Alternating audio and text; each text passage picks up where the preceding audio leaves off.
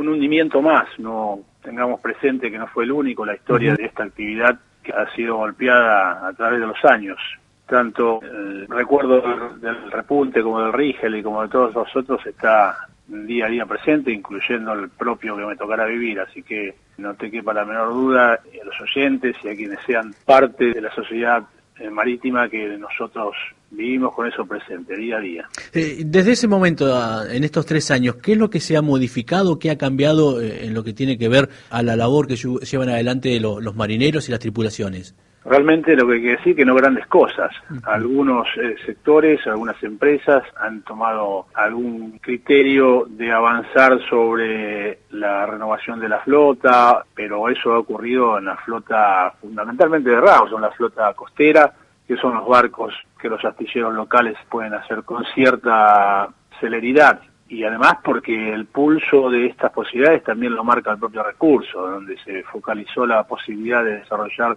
la industria, es donde se han generado los fondos necesarios para embarcarse en la construcción de buques nuevos. En la flota mayor, más allá de los buques conocidos que han venido desde España, en uno de esos he tenido la oportunidad de navegar y venir con él desde España, no hubo mayores cambios, los buques siguen siendo los mismos en su gran mayoría, y de acuerdo al criterio de cada empresario es la inversión que hacen el mismo para tratar de morigerar, porque es lo que esperamos. Nunca se planteó que la flota se renueve de un día para el otro, justamente en la discusión del DNU muy criticado por esta asociación de capitanes del expresidente Mauricio Macri, donde se ha debatido en el Congreso y hemos fijado posición. Un DNU que no nos garantizaba la renovación de flota, sino hasta dentro de 20 años, una cuestión muy criticable, pero bueno, si bien los objetivos concretos no se logran, lo peor que podemos hacer es mantener silencio, así que el reclamo es permanente, hay sectores que lo hacen asiduamente, porque obviamente son los más golpeados, como las familias del propio repunte, la familia del Rigel, los hechos más recientes, pero en ese colectivo de reclamos necesarios, enmarcados en el dolor, es permanente, aunque no tome visibilidad todos los días. Y en este sentido, con la nueva administración, más allá de que se está ante una situación excepcional por la pandemia que se está atravesando, pero la actividad pesquera sigue siendo una actividad esencial. ¿Cómo se está trabajando para ir produciendo una renovación o un ayornamiento de lo que es la flota y no como se pretendía en la anterior administración nacional de extenderla prácticamente de por vida? Hay que ser realistas y absolutamente sinceros. En este momento estoy a minutos de encontrarme con el subsecretario de Pesca. Los cambios de gobierno marcan, sin lugar a duda, históricamente, un parate en toda gestión entre el gobierno que se va y el gobierno que viene. Y este gobierno, con la desgracia de estar padeciendo las acciones del COVID, realmente no han tenido el margen que deseáramos y el margen necesario para poder atender estas cuestiones. Obviamente que todo el espectro y del arco político está concentrado en cómo poder minimizar la expansión de la pandemia, así que todos esos temas han quedado en segundo plano, sin lugar a duda. Más allá de que, como decía recién, de distintos sectores tratemos de mantenerlo vivo, estas cuestiones, por lo menos para esta organización, son del día a día, se plantean de acuerdo a las posibilidades de diálogo con los interlocutores. Pero hoy toda la concentración del debate político está abocado al poder combatir y terminar de ganarle a este COVID, a este virus, que nos está poniendo en jaque a todos, desde todos los aspectos. Ya pasaron 3 meses y las condiciones críticas de todos los sectores se van evidenciando. O sea, claramente no ha tenido margen para atender estas cuestiones. Jorge, yo recuerdo que cuando fue la situación del repunte y del Rigel, prácticamente como un año de diferencia, todo el mundo mencionaba la fiebre del langostino, digamos, como fuera el lejano oeste, esta situación que había generado el recurso más preciado y que lamentablemente perdió y lo esencial que es la vida de tripulaciones. Hoy por hoy, teniendo en cuenta que se habían abierto los caladeros con la prospección, ¿qué se espera de la temporada que está arrancando? Permitime decir, quienes utilizaron esa frase fue la Asociación de Capitanes, y no fue casual. Mi propio naufragio en el año 1989, donde perdió la vida mi hermano y el capitán del buque Sheriff I, fueron víctimas también de esto mismo, de la fiebre del oro, del langostino, porque justamente en aquel entonces el buque fue reformado durante 8 meses para ir casi sin una preparación previa como es la que sostenemos hoy desde la Asociación de Capitanes que se debe tener, donde buques y tripulaciones de un día para el otro van a hacer una actividad que no lo habían hecho, tanto el buque como los tripulantes, entrando a puertos y pescando en lugares que no lo habían hecho con anterioridad. De pronto, porque explota esta fiebre del oro, la decisión deliberada de ir a realizar algo nuevo sin experiencia ni prácticas, es lo que pasó desde el 1989 que te lo estoy planteando, y sigue pasando. Por eso te decía que no es casual cuando esta Asociación de Capitanes se utiliza esos términos y se expresa en la línea que lo hace, porque justamente es el detonante de estos hechos naturales, que es la abundancia de un recurso, el que genera hechos improvisados,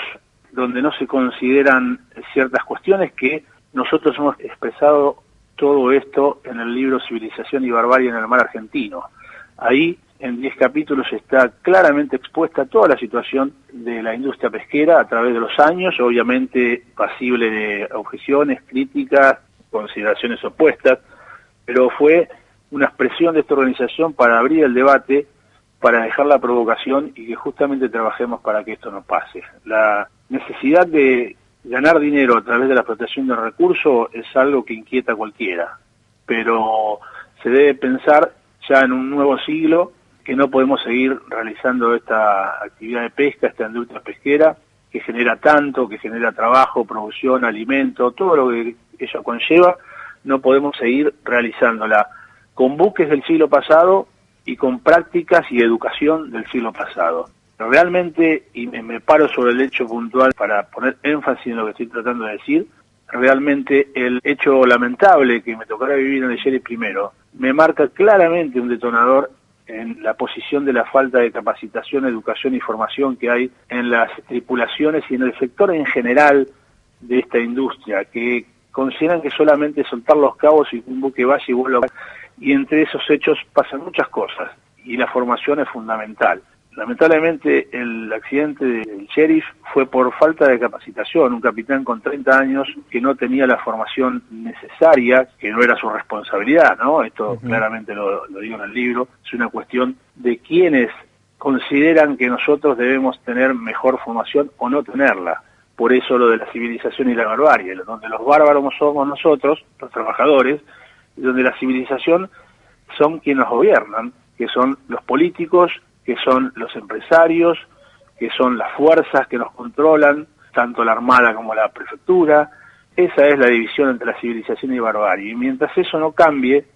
y el único que marque el pulso de la industria sea el factor dinero a través de la abundancia de un cardumen o no, esto va a seguir pasando seguramente, y triste y lamentablemente. Y respecto a lo que hablábamos de la apertura del caladero para esta temporada, ¿qué es lo que ustedes de la asociación observan? Teniendo en cuenta que hay un factor extra que es la pandemia. Ustedes lo están viviendo de pleno, están ahí. Ustedes saben lo que estuvimos viviendo estos últimos 4 días a partir del caso de Santorini,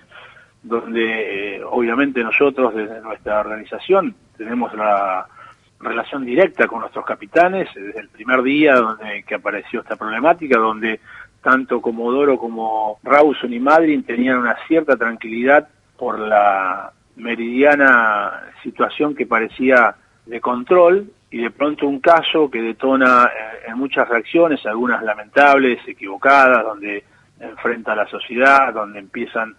a usar las redes sociales con fines de solamente generar la discordia y perdiendo la objetividad, y en definitiva ante una situación pandémica lo único que se genera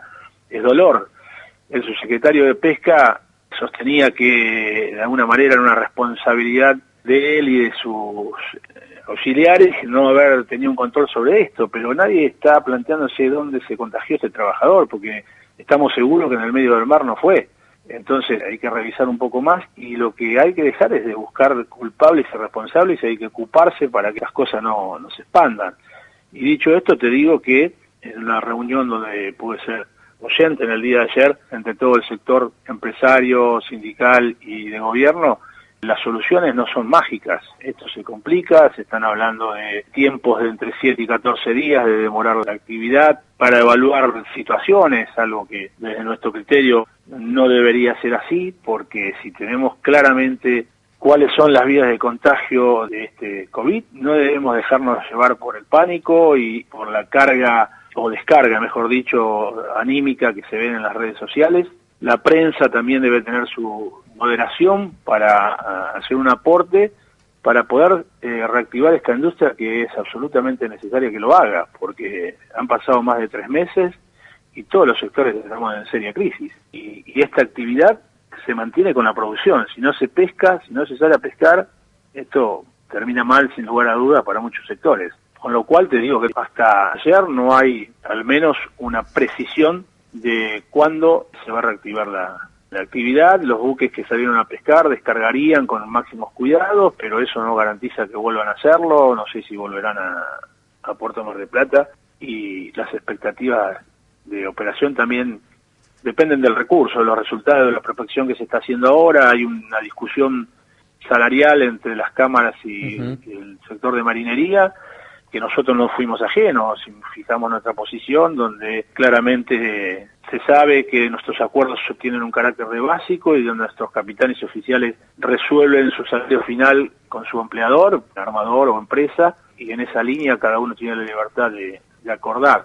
Si nuestro convenio fuera de máxima, sin lugar a duda tendríamos alguna posición similar al SOMU. No estamos diciendo que los dirigentes del SOMU están desacertados en sus planteos. Todavía mantienen una discusión al respecto, y eso también nos tiene en vilo, ¿no? Porque si ahí no se encuentra un acuerdo, también seguramente se seguirá demorando, y ahí entre todos tendremos que evaluar y decidir qué hacer, si seguir parados o resolver de alguna manera con mayor inteligencia para poder reactivar la actividad. Jorge Frías, como siempre, muchísimas gracias por estos minutos. Gracias a ustedes, que tengan buenos días, y bueno, la esperanza de que todo esto se resuelva en los mejores términos.